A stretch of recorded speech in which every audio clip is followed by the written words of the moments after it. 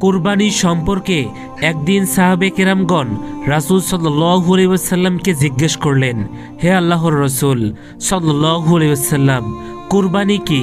জবাবে রাসূল সাল্লাল্লাহু আলাইহি ওয়াসাল্লাম বললেন, এটা তোমার পিতা হযরত ইব্রাহিম আলাইহিস সালামের সুন্নাত।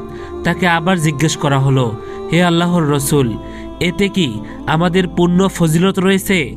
রাসূল সাল্লাল্লাহু আলাইহি ওয়াসাল্লাম উত্তরে বললেন, কুরবানির পশুর প্রতিটি চুলের পরিবর্তে একটি করে কল্যাণ রয়েছে। সুবহানাল্লাহ। তারা আবার জিজ্ঞেস করলো, পশম দিয়ে পশুর কি হবে? প্রাণীদের অনেক পশম থাকে। রাসূল সাল্লাল্লাহু আলাইহি ওয়াসাল্লাম বলেছেন, পশমযুক্ত পশুর প্রতিটি পশমের জন্য একটি করে নেকি রয়েছে। মুসনাদে আহমদ। আল্লাহর নৈকট্য লাভের আশায় জিলহজ মাসের 10 থেকে 12 তারিখে উট, গরু, মহিষ ও ছাগল, ভেড়া কোরবানি করা হয় এবং